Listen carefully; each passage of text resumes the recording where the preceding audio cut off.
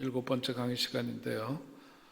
우리 지난 2주 전에 과거에 우리가 터키라고 부르던 나라죠. 튀르키예와 시리아 그 접경 지역에서 지진이 발생을 했습니다. 새벽 시간에 지진이 발생을 해서 많은 사람들이 목숨을 잃었는데 한 3일 전 보도를 기억하면 4만 2천 명인가가 목숨을 잃었다고 그렇게 합니다.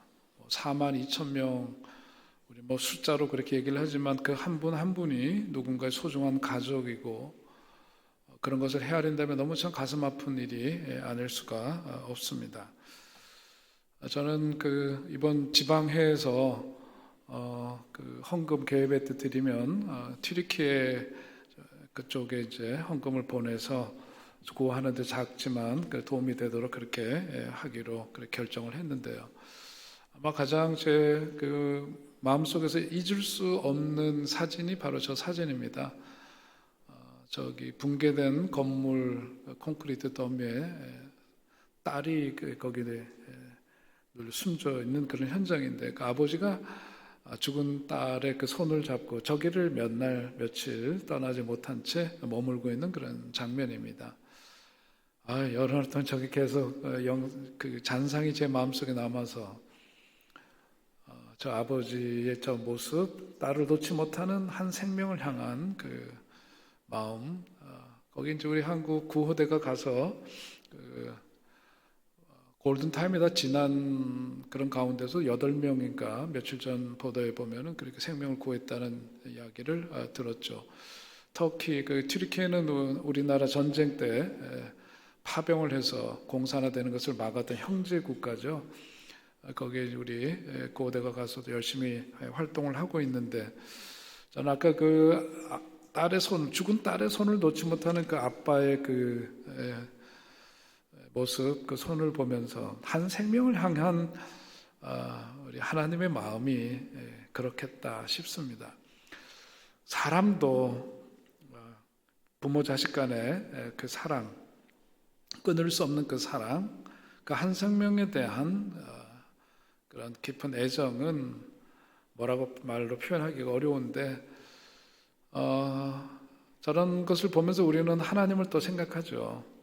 죄와 허물로 죽었던 우리들, 정말 못나 빠진 때도 많고 못돼 빠진 때도 많고 그런 우리들인데 하나님께서 우리를 사랑하시고 또 우리들에게 구원의 길을 열어주시기 위해서 예수 그리스도 당신의 아들을 이 땅에 보내셔서 죽기까지 사랑하신 바로 그 사랑을 더욱더 기억하게 됩니다. 예수님 이 땅에 오셔서 이제 다음 주면 사순절 이번 주 수요일부터 맞이하게 됩니다마는 예수님 이 땅에 왜 오셨을까? 우리는 그것을 항상 생각해야만 하죠.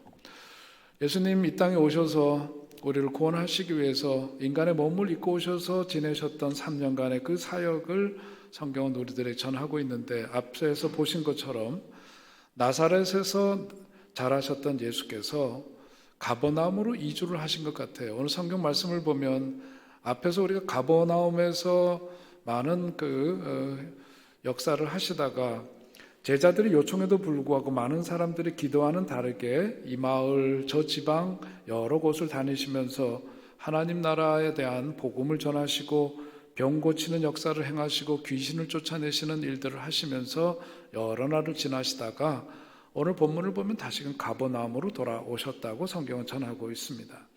그 가버나움에 머물고 있는 집은 베드로의 집이 아니고 예수님이 거하시는 곳, 예수님의 집이라고 성경은 전하고 있죠. 그러니까 아마 이사를 한 것 같습니다. 공생의 사역을 앞두시고. 아무튼 거기에서 이제 예수님이 가버나움으로 다시 돌아오셨다는 소문이 나니까 사람들이 입추의 여지 없이 그 집을 가득가득 채운 그런 모습을 성경은 전하고 있죠. 사람들이 얼마나 많이 모였는지 안으로 들어갈 수도 없고 나갈 수도 없었다고 성경은 그렇게 전하고 있습니다. 그런 가운데에서 4명의 친구가 병든 한 친구를 예수님께 데려와서 그 병을 고치기 위해서 왔다가 그야말로 인산인해를 이루고 있는 그 현장에서 예수님께 도저히 접근할 수가 없으니까 정말 기가 막힌 일을 벌이게 되죠. 지붕을 뜯고 구멍을 내서 거기에서 침상을 밑으로 내려 예수님께 그 병든 친구를 내려보내고 결국 예수님으로 말미암아 병든 친구가 고침을 받은 이야기를 우리에게 전해주고 있습니다. 오늘 이 이야기, 병든 그 사람은 성경은 중풍병자 그렇게 얘기를 했습니다. 오늘은 우리가 의학적으로 구체적인 병명들을 세분화하지만 지난 시간에도 말씀드렸듯이 중풍병자라 그러지만 이 사람이 무슨 뇌졸중으로 인해서 이렇게 됐다. 그래서 이렇게 소위 우리가 말하는 풍을 맞았다. 이렇게 볼 수도 있지만은 이 중풍병자라고 하는 그 뜻은 뭐냐면 온전해 보이는 사람이 신체적으로 보자면은 몸은 멀쩡해 보이는데 뭐예요? 소위 중풍병이라고 하는 건 뭐죠? 몸은 멀쩡하지만 몸이 제 기능을 하지 못함으로 인해서 제 역할을 하지 못하는 그런 삶의 현실을 말하는 거죠. 4명의 친구가 데려온 그 사람은 바로 그런 현실에 놓여 있었다라고 하는 겁니다.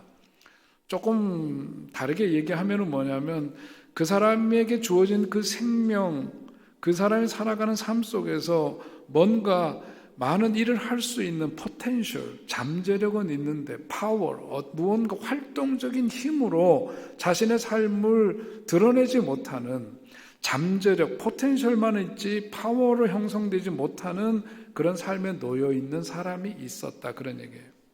제 기능을 하지 못하는 사람, 재구실을 하지 못하는 그런 친구, 그 친구를 다른 4명의 친구들이 예수님께 데리고 왔다. 성경은 전하고 있습니다.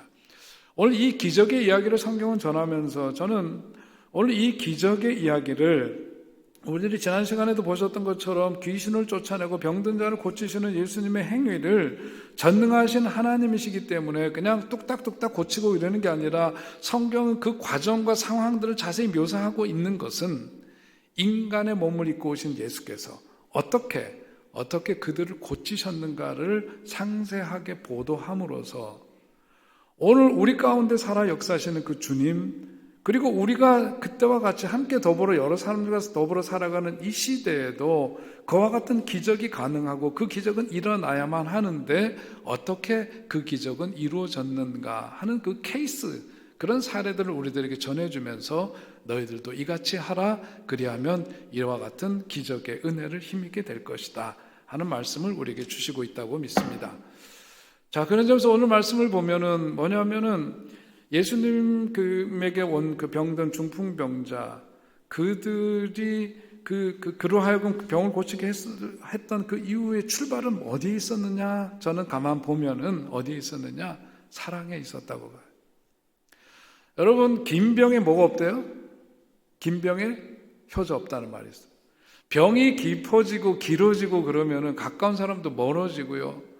그 병간을 하면서 옆에서 시중 들던 사람들도 그 세월이 오래 가면은 사랑으로 섬겼던 일이 시간이 지나고 아픔이 더해지면 미움으로 변하는 일들이 너무나 허다합니다. 그것이 세상살이고 인간사의 현실이죠. 자, 그런데 오늘 보니까 이 4명의 친구들은 들것에 그 친구를 메고 예수님께로 나왔습니다. 사랑이 아니고는 일어날 수 없는 일이죠. 기적의 그 출발에는 무엇이 있었다? 사랑이 있었다. 하나님께서는 우리가 사랑하는 일을 위해서, 사랑하는 사람이 사랑하는 일을 위해서 기도할 때 더욱더 그 기도를 들으시고 화답해 주심을 여러분 꼭 믿으시기 바랍니다. 그래서 어떤 이가 아픈 이가 있다. 그럴 때 목회자가 가서 안수하고 기도하는 것도 능력을 하나님께서 그 과정을 통해서 역사하시겠지만은 오늘 말씀을 가만 보면은 하나님은 특별히 사랑하는 사람을 통해서 역사하시는구나. 여러분이 사랑하시는 이들을 위해서 더욱더 기도하시기 바랍니다. 아픔이 있을 때 더욱더 기도하시고 주의 도우심을 구하는 여러분 되시면 그 끝에는 하나님이 베풀어 주시는 놀라운 기적이 있음을 여러분 믿으시고 그 은혜를 누리시기를 주의 이름으로 축원드립니다. 오늘 예수님 만나러 온 이 친구들의 이야기는 참 기가 막힌 이야기입니다. 성경의 이야기로 돌아가서 우리가 한번 영적인 상상력을 가지고 그 속에 한번 들어가 보시면은요, 예수님 시대의 가옥 구조를 여러분 보시는 대로 저렇습니다. 평평한 구조. 옛날 우리 이제 소위 집장사들이 집 짓는 일들이 옛날에 보면 70년대, 80년대 보면은 슬라브 지붕으로 해서 이렇게 집을 똑같이 성냥각처럼 짓는 경우들 많이 보는데 이스라엘 예수님 당시 가옥구조들이 저랬습니다. 2층으로 올라가는 그 계단이 있죠. 층계가 있고 2층으로 올라가는 그곳은 평평한 곳입니다. 거기에 보면 한 1m 간격으로 지붕을 그 나무를 가지고 쭉 그 석가래를 깔고 그 위에 잔가지들을 덮어요. 그리고서는 진흙을 이겨서 거기에 덮습니다. 그러니까 흙을 이겨서 만든 지붕이기 때문에 거기에서 풀이 자라기도 하고, 어떤 이제 사람들은 그 지붕에 올라가서 밤하늘을 바라보기도 하고 그 속에서 기도를 하기도 하고 그러죠. 성경에도 보면 그런 장면들을 여러 곳에서 찾을 수가 있습니다. 단단하게 콘크리트처럼 만들어진 지붕이 아니에요. 쉽게 뚫을 수 있는 그런 지붕 구조죠. 저기를 중풍병자 친구들이 그것을 뜯어내고 있었다. 여러분 한번 생각해 보시면 예수님께서 오늘 본문에 보면 도를 말씀하셨다 그러죠.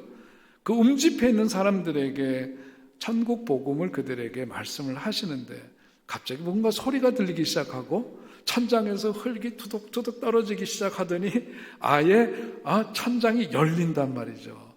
흙은 떨어지고 사람들이 놀라가지고 이게 도대체 무슨 일인가 하고 바라보는데 아마도 예수님은 이 모든 상황들을 다 훤히 아시고 어떻게 하셨을까요? 야 이놈들아 왜 남의 집은 뜯어 이렇게 예단을 하셨을까요? 아마 예수님은 야 참 쟤네들 대단한 사람들이로구나. 저 친구 병 고치려고 도대체 저 친구들 참 대단하다 하면서 흐뭇한 미소를 머금고 계시지 않았을까 생각해 보는 거죠. 자 오늘 저는 이 말씀을 보면서 오늘 우리들에게 주시는 메시지를 어떤 것일까?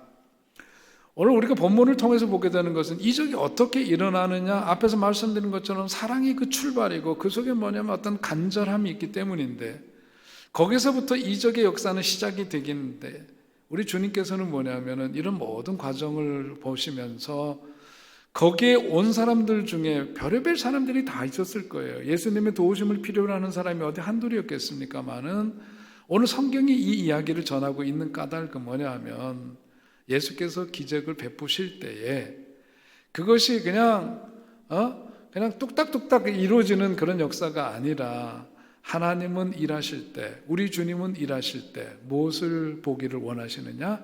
인간의 협력을 우리 주님은 보기를 원하신다. 저는 오늘 말씀이 그것을 우리에게 전해주고 있다고 믿습니다. 하나님은 전능하신 분이세요. 우리 주님은 전능하신 분입니다. 그냥 혼자 하실 수 있는 일이에요. 그런데 항상 보면은 주님께서 놓치지 않는 역사가 있어요. 그것은 뭐냐면 다른 사람들이 저를 돕고자 할 때 절대로 외면하는 일이 없으시다 하는 것을 성경은 보여주고 있죠. 인간의 반응, 인간의 참여를 우리 주님은 때로 원하신다라고 하는 겁니다. 여러분 그러니까 오늘 본문을 통해서 보게 되는 것은 우리들이 간절함을 가지고 오늘 무언가 이루어지길 원하고 병 낫기를 원하고 하는 우리들의 마음의 소원이 있을 때 거기에서 뭐냐? 우리는 그냥 앉아가지고 하나님 믿습니다. 그리고 가만히 있으면 안 되고 간절함을 가지고 뭘 해야 돼? 자기가 뭔가를 해야 돼. 그게 믿음이에요. 믿음이라고 하는 것은 어떤 허구적이고 추상적이고 피상적인 언어가 아니라 믿음을 다른 말로 바꾸면 뭐냐면 열정입니다. 믿음은 다른 말로 바꾸면 뭐냐면 노력하는 일이에요. 간절함이에요. 열망이에요. 그것이 믿음이죠. 그러니까 오늘 주님께서 이 기적을 행하시는데 가만 보니까 그냥 가만 앉아있는 게 아니라 열심 있는 열정을 가지고 주님께로 나오는 그 모습을 보시고 주님께서 그를 고쳐주시는 이야기. 그러니까 오늘 이 말씀을 듣는 가운데 여러분 속에서도 어떤 바람이 있고 어떤 간절함이 있다면 듣는 것으로 끝나는 여러분이 아니라 여러분 주님을 향해서 뭔가 여러분 행동하는 여러분 되시기를 바랍니다. 거기에 따른 어떤 믿음의 행위들이 뒤따를 때 하나님께서는 거기에 역사하시죠. 요즘 우리가 성경 통독하면서 창세기, 출애굽기, 레위기를 거쳐서 이제 민수기 말씀을 보잖아요. 그들이 가는 곳은 어디냐면 가나안 땅입니다. 약속의 땅이에요. 하나님이 이미 주시겠다고 약속을 하신 땅이에요. 그런데도 불구하고 그 모든 과정에서 하나님은 옛다 가져라 그리고 주시는 법이 없으세요. 다 뭐가 있어야 되냐면 그들이 원해야 되고 구체적으로 뭔가 그들이 그것을 취할 수 있는 그 과정에 참여함이 없이 그냥 덥석 주지는 법이 없다.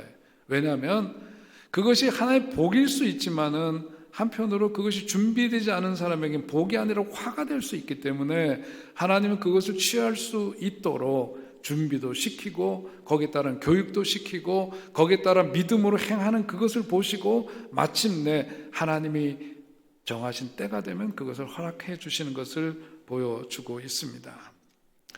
성경에 보면 그런 이야기들이죠. 그래서 믿음이라고 하는 것을 우리가 그냥 막연히 앉아서 혼자 기도하면 물론 하나님은 전능하신 분이기 때문에 아무런 그런 거 없이도 들어주실 때가 있지만 대개의 경우에 보면 하나님은 그런 모습들을 보기를 원하시는 거죠. 여러분 성경에 나오는 롯을 보면은 그는 요단 들녘을 택해서 갔습니다. 풍성한 땅입니다. 좋은 땅입니다. 삼촌 아브라함이 봤을 때는 마음에 섭섭함이 있었겠지만 그 넉넉한 땅에 가서 세월이 지나서 나타난 결과는 뭐냐 하면 하나님께서 그 도성을 완전히 그야말로 음란한 도시요 퇴락한 그 도시를 엎어버리겠다라고 하는 것이 하나님의 결정이었어요. 그 성은 더 이상 방치할 수 없는 곳이 되어서 하나님께서 엎어버리겠다고 말씀하시고 그것을 집행하려고 하시니까 아브라함이 그 속에 살고 있는 자기 조카 롯과 가족을 생각하면서 하나님께 나와서 간구를 드립니다. 하나님, 그 속에 의인 50명만 있으면 하나님 그 봐주시겠습니까? 매달리죠. 그러나 생각해 보니까 자신이 없는 거예요. 45명이면 안 되겠습니까? 40명이면 안 되겠습니까? 30명이면 안 되겠습니까? 그렇게 줄다리기를 하다가 결국은 의인 10명이라도 있으면 안 될까요? 그러다 자신 없어 돌아가는 아브라함. 그런데 하나님은 어떻습니까? 하나님은 그 땅을 완전히 심판하시겠다고 마음을 단단히 잡수셨지만 어떻게 했어요? 조카 롯을 삼촌을 등지고 떠난 놈, 자기 욕심 차리겠다고 떠난 그런 좀 못된 인간이고 이 롯이 그 소돔과 고모라에 살면서 어떻게 됐어요? 자기 딸의 침상에도 올라간 사람이었어요. 그렇게 퇴락한 사람이지만 아브라함이 중보를 하니까 하나님께서 그러시는 거죠. 아이고 참 너도 참 너다. 조카 롯을 위해서 저렇게 하는구나. 하나님, 우리 표현을 하자. 하나님의 눈에 아브라함이 밟혀서 못 하시는 거예요. 그죠? 아브라함이 밟히는 거예요. 아브라함이 눈에 밟혀서 어떻게 합니까? 결국은 롯과 그의 가족들을 그 속에서부터 심판의 땅에서부터 나올 수 있도록 길을 열어주시는 하나님, 그 하나님을 성경은 증언하고 있습니다.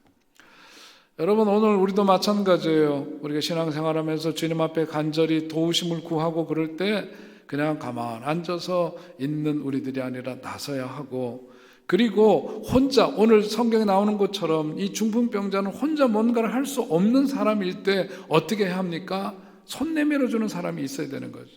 오늘 성경은 우리들에게 그런 삶을 추구하며 살아가라고 요청하고 있습니다. 여러분 오늘 이 말씀을 듣는 가운데서 하나님께서 성령께서 우리들의 마음 가운데 떠올리는 사람이 있다면 여러분 그 사람을 향해서 손 내밀어 주는 여러분 되시기를 바랍니다. 손을 내밀어 이끌어 주는 거죠. 여러분의 그 기도를 간절히 원하고 여러분의 협력을 간절히 원하는 사람이 있고 여러분들이 이끌어 주심이 필요한 사람이 분명히 있을 거예요. 오늘 말씀은 그때 그랬었더라가 아니라 오늘 이 말씀을 듣는 가운데 우리 성령께서 레마의 말씀으로 주실 때 우리들로 하여금 너도 가서 그같이 행하라. 그리고 그를 이끌어주라. 그를 도우라. 그를 위해서 기도하라. 그렇게 말씀하시는 줄로 믿습니다. 에베소서 2장 10절에 보면 이런 말씀이 있죠. 함께 우리 말씀 읽도록 하겠습니다. 에베소서 2장 10절 함께 시작.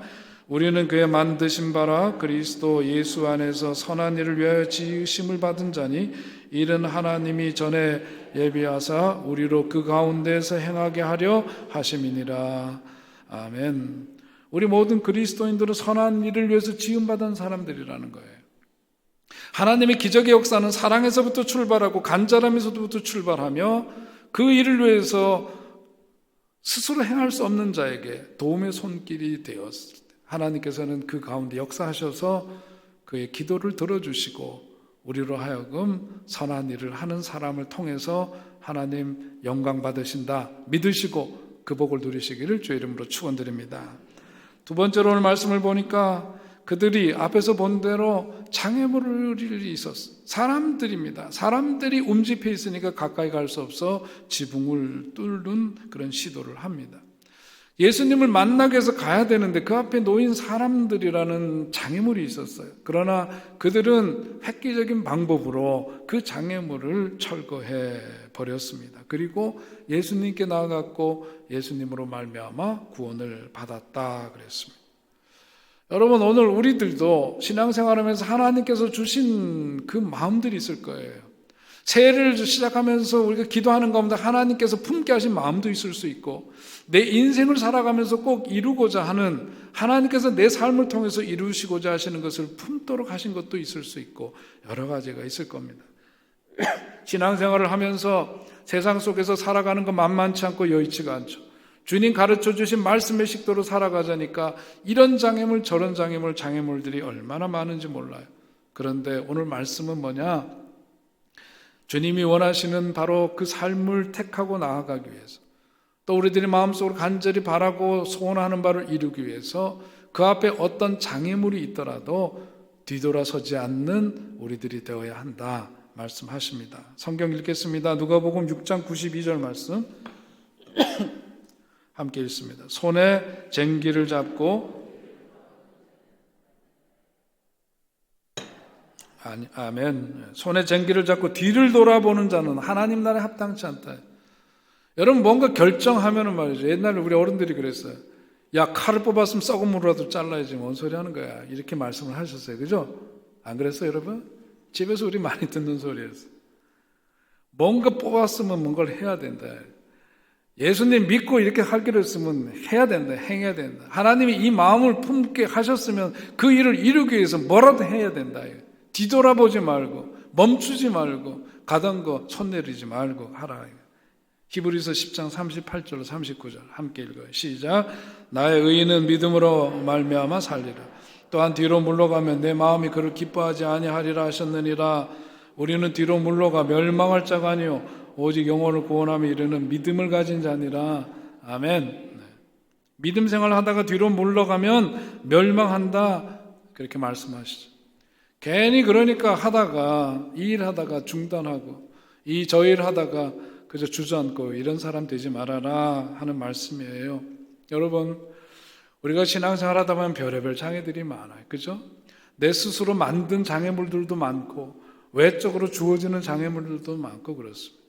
오늘 말씀을 준비하는데 저는 삭개오라는 인물을 함께 떠올리고 싶어요. 삭개오는 누가복음 19장에 나오는 그 말씀대로 세무서장에 해당되는 직위를 가진 사람입니다.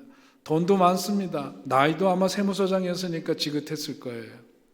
그쯤 되면은 어떻게 인생의 후반전에 접어들면서 나이도 들고 돈도 좀 있고 그러면 뭘 따지게 되죠? 체면 굉장히 중요합니다. 그죠? 우리 문화에서만 그런 게 아니에요. 어디서나 체면 이런 거 굉장히 따지죠. 그러나 그의 마음 가운데 뭐가 있었느냐? 삭개오의 마음 가운데는 여러 가지로 부족함이 없는 삶이었고, 다만 사람들로부터 매국노라는 그런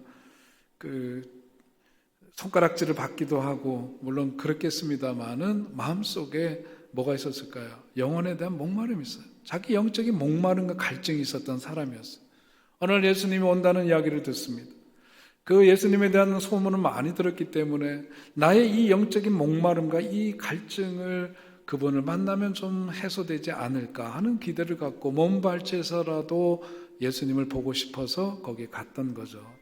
그러나 성경을 보면 이렇게 전하고 있습니다. 그러나 키가 작아 할 수 없어 라고 하는 그런 표현을 합니다.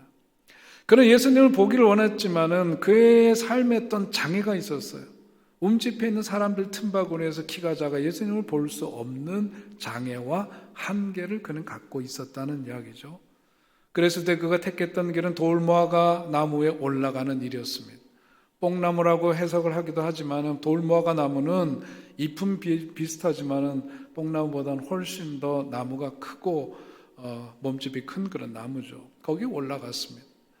거기에 올라가서 먼 발치에서 예수님 보고자 하는 그 삭개오, 그런데 예수님께서 모른 척 해주셨으면 오히려 좋았겠습니다마는 예수님께서 나이 들어서 나무에 기어 올라가 있는 삭개오를 바라보면서 삭개오야 이리 내려오너라 그랬. 그 많은 운집했던 사람들이 두 눈을 동그랗게 뜨고선 삭개오를 바라보는데, 아니 멀쩡한 사람이 나이도 들고 동네에서 유지에 해당되는 삭개오가 나무 위에 올라가 있는 모습을 보고 사람들이 그 시선을 의식한 삭개오의 마음이 어떠했을까? 그런데 예수님께서는 삭개오를 향해서 이리 내려오너라, 내가 오늘 너의 집에 유하리라, 그렇게 말씀하시면서 그 집을 방문하시게 되죠. 삭개오의 집을 신방하신 거죠. 그러면서 거기에서 자기 재산의 절반을 드리고 등등등 그렇게 회심하는 삭개오의 이야기가 성경에 기록되어 있습니다. 삭개오가 예수님 만나서 새로운 인생 살게 됐던 건 뭐죠? 자기 앞에 있었던 자기 한계와 장애물을 넘어서는 삶을 택했기 때문에 그런 거예요. 여러분, 여러분이나 오늘을 살아가면서 우리들 속에도 장애가 참 많아요. 내 속에 있는 장애물도 사실 굉장히 많습니다. 내가 스스로 만들어 놓은 덫도 있고 그렇습니다. 외적으로 주어지는 한계나 외적으로 주어지는 어떤 장애물들 없지 않습니다. 그것이 저와 여러분의 엄연한 현실일 거예요. 그러나 하나님께서 우리들에게 심어주신 꿈이 있고 하나님께서 우리들에게 주신 뜻이 있다면 그것을 위해서 가는 그런 여정 속에서 쉽게 포기해서는 안 된다.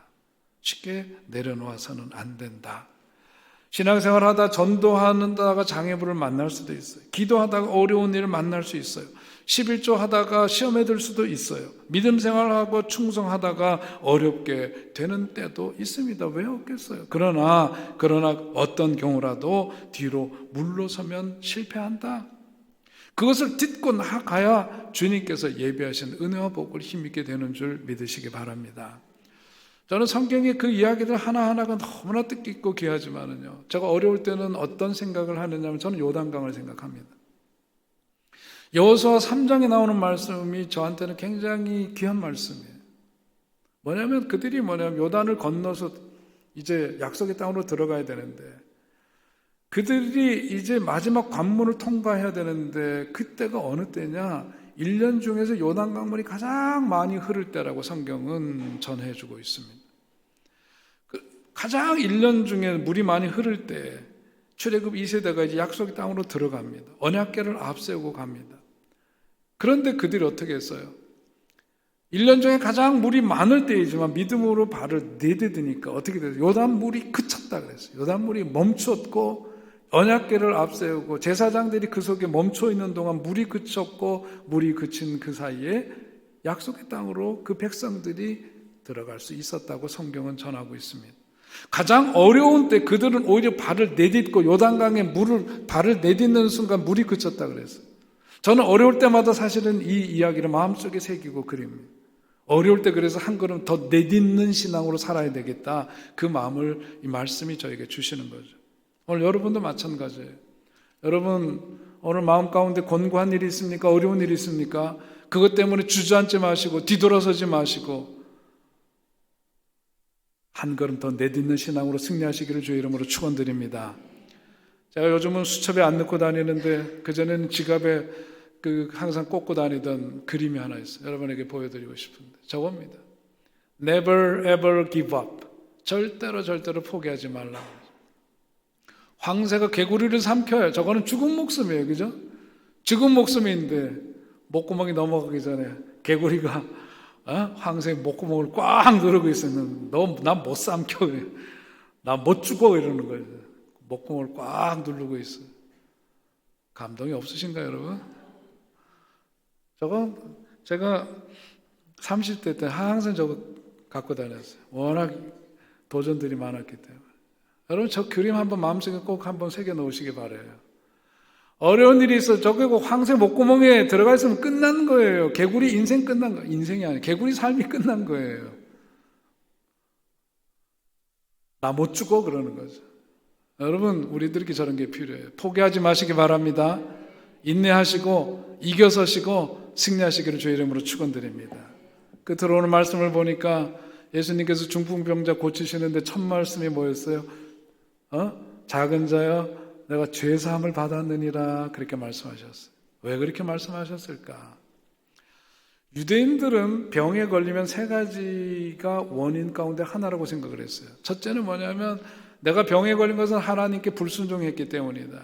두 번째는 내가 죄를 지었기 때문이다.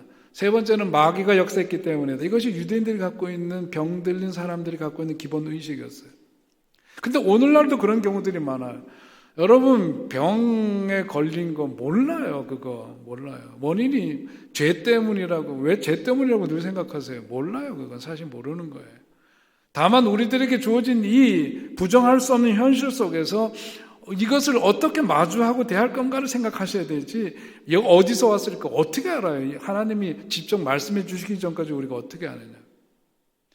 예수님 당시 유대인들은 뭐냐면 이런 의식을 갖고 있었어요. 아까 말씀드린 것처럼 하나님 말 안 들어서 이렇게 됐나? 죄진 것 때문에 지금 그런 건가? 또 뭐예요? 마귀가 역사해서 그런가? 이렇게 생각해요. 예수님이 오늘 이 중풍병자를 만나서 그를 고치시는데 첫 번째 하신 말씀이 작은 자여, 작은 자여, 내가 죄 사함을 받았느니라 선포하셨어요. 이 사람의 병은 중풍병, 포텐셜, 어떤 잠재력은 있지만 파워로 전환되지 못하는, 재고시를 못하는 그런 삶의 원인이 어디에 있었느냐? 죄의식에 있었다는 거죠. 예수님은 그 사람의 온전한 회복을 위해서 현상적으로 그냥 몸뚱아리가 낫는 이것으로가 아니라 그 사람이 갖고 있는 내재해 있는 문제를 풀어주시는 분, 그래서 온전한 회복을 우리들에게 주시는 분, 그분이 바로 우리 예수님이심을 믿으시기 바랍니다. 우리들에게도 그게 필요한 거예요. 여러분 배 아픈데 빨간 약 바르면 나요 안 나요 여러분? 몰라요? 배 아픈데 빨간 약 발라서 안 나요. 배 아픈데 소화제를 먹든지 뭐 다른 병이 있는지를 진단을 해봐야 아는 겁니다. 배 아플 때 빨간 약 발라가지고 낫지 않는다는 것은 알면서 우리들이 주님과의 관계 속에서 내가 낫기를 바라고 고침을 받기를 원할 때에 내 삶에서 있는 현상만 갖고 실험하면은 안 고쳐져요. 도돌이표예요. 맨날 똑같아요. 나은 듯 하다가 또 아프고 그런 겁니다. 예수님 만나면 뭐냐면은 내면 속에 있는 근원적인 것이 고침을 받아야 해요. 오늘 본문에 나오는 중풍병자는 몸이 재구시를 못하지만 더 깊은 병은 뭐냐면 마음의 병, 죄의식의 문제였어요. 그런데 주님께서는 그것을 풀어주셨습니다. 죄의식 속에 살아가는 거 더 이상 하지 말아라. 이제 네 죄가 사함을 받았으니 이제는 너 자유다. 그 선언이 있게 되니까 그가 나음을 받았고, 그래서 네가 일단 상을 들고 가라. 집으로 가라고 말씀하니까 그가 자기가 실려왔던 그 침상을 메고 자기 집을 향해서 떠나갔다. 성경은 전하고 있습니다. 오늘 우리들 속에 있는 내면의 이런 문제들이 해결이 되어야 해요. 그것이 죄의식이라면 그 죄의식에서부터 벗어나야 합니다. 여러분 예수님 믿으면서도 여전히 그 죄의식 속에서 머물러 있으면 그것은 예수님 제대로 믿는 거 아니에요. 오늘 우리들 모두가 사유함의 은혜를 받아야 되는 사람들인데 예수께서 이제 선포하시고 우리들에게 죄사함의 은혜를 주셨다면 여러분 그것을 그야말로 믿으시고 과거의 나의 죄는 이미 주님께서 동에서부터 서처럼 멀리 하시고 이젠 우슬초로 씻으셔서 더 이상 기억지 아니하시도록 하나님께서 깨끗하게 지워주셨다는 것을 믿으시고 그런 죄의식에서부터 벗어나 해방된 삶을 살아가는 여러분 되시기를 축원드립니다. 예수님은 그렇게 근원적인 문제를 해결해 주시는 분이세요. 오늘 이 시간 우리 다 함께 기도하기를 원합니다. 여러분 오늘 우리도